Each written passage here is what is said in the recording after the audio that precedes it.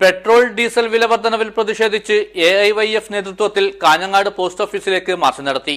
AIYF മുൻ ജില്ലാ secretary Mukesh Balakrishnan പരിപാടി ഉദ്ഘാടനം ചെയ്തു. This news sponsored by Shobhika Weddings, Big Mall, Kanyanad, Kozhikode, Koilandi and Kuttiyadi.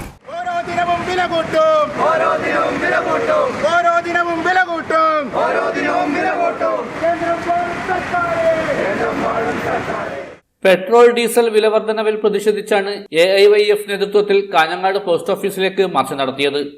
AIYF മുൻ ജില്ലാ സെക്രട്ടറി മുകേഷ് ബാലകൃഷ്ണൻ പരിപാടി ഉദ്ഘാടനം ചെയ്തു. നമുക്കറിയാം, ഈ എണ്ണ വില വർധനവ് ഈ യുദ്ധത്തിന്റെ എല്ലാം പശ്ചാത്തലത്തിൽ പറയുമ്പോൾ അത് നേരിട്ട് സഹായിക്കുന്നത് എണ്ണ കമ്പനികളെയാണ്. എണ്ണ കമ്പനികൾ നഷ്ടത്തിലാണെന്ന് പറഞ്ഞുകൊണ്ട് ഈ ഗവൺമെന്റ് തുടർച്ചയായി എണ്ണവില വർദ്ധിപ്പിക്കാനുള്ള അവസരം ഒരുക്കി കൊടുക്കുകയാണ്. ആരാണ് എണ്ണവില വർദ്ധിക്കാനുള്ള അവസരം ഒരുക്കി കൊടുത്തത്? ഒന്നാം UPA കാലത്ത് 4.5 വർഷക്കാലം ഈ രാജ്യത്ത് ഇന്ധനവില വർധനവുണ്ടായിരുന്നില്ല. അന്ന് ആ ഒന്നാം UPAക്ക് പിന്തുണ കൊടുത്തത് ഇന്ത്യയിലെ ഇടതുപക്ഷ പ്രസ്ഥാനങ്ങളായിരുന്നു.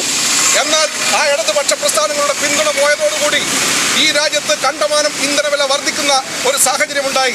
ആ സാഹചര്യം എന്ന് പറയുന്നത് എണ്ണ കമ്പനികൾക്ക് യഥേഷ്ടം എണ്ണയുടെ വില കൂട്ടാനുള്ള അവസരമൊരുക്കുന്നതായി.